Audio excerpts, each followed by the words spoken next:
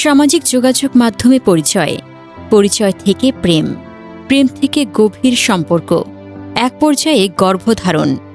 তারপর অভিযোগ অনুযায়ী বিয়ের আশ্বাস দিয়ে গর্ভপাত করানো হয়, কিন্তু এরপরেও বিয়ে হয়নি।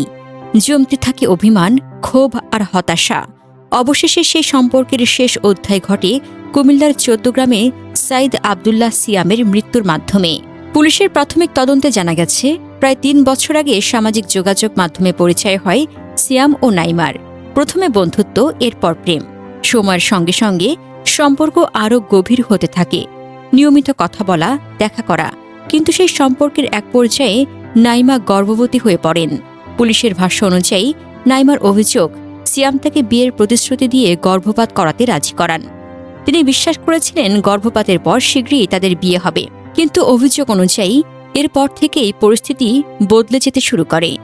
বিয়ের প্রসঙ্গ উঠলেই সিয়াম নানান অজুহাতে বিষয়টি এড়িয়ে যেতেন বলে দাবি তদন্ত সংশ্লিষ্টদের। সময় গড়াতে থাকে, কিন্তু বিয়ের কোনো উদ্যোগ দেখা যায়নি। এতে নাইমার মনে ধীরে ধীরে জমতে থাকে তীব্র হতাশা, অপমানবোধ ও ক্ষোভ। পুলিশের ধারণা, দীর্ঘদিন ধরে চলতে থাকা এই মানসিক টানাপোড়েনই শেষ পর্যন্ত ভয়াবহ পরিণতির দিকে নিয়ে যায়। ঘটনার আগের রাতেও আগের মতোই গোপনে সিয়ামের বাড়িতে যান নাইমা।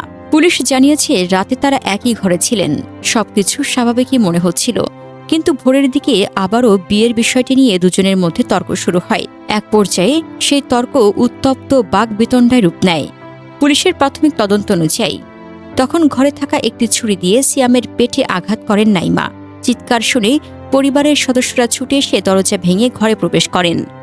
গুরুতর আহত অবস্থায় সিয়ামকে দ্রুত চৌদ্দগ্রাম উপজেলা স্বাস্থ্য কমপ্লেক্সে নেওয়া হলেও চিকিৎসক তাকে মৃত ঘোষণা করেন।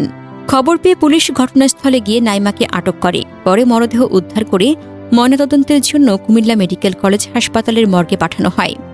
চৌদ্দগ্রাম থানার ভারপ্রাপ্ত কর্মকর্তা মোহাম্মদ আরিফ হোসেন জানিয়েছেন, এ ঘটনায় আইনগত প্রক্রিয়া চলছে।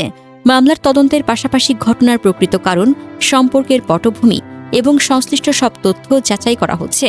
তবে একটি বিষয় মনে রাখা জরুরি, এখন পর্যন্ত প্রকাশিত তথ্যের বড় অংশই পুলিশের প্রাথমিক তদন্ত এবং সংশ্লিষ্ট পক্ষের বক্তব্যের উপরই ভিত্তি করে।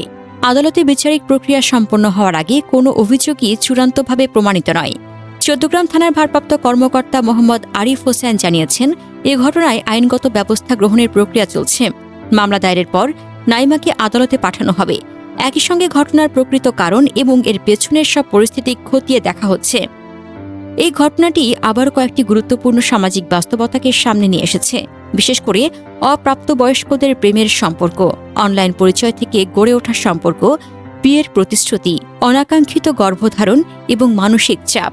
এসব বিষয় পরিবার ও সমাজের জন্য গভীর উদ্বেগের কারণ হয়ে উঠছে।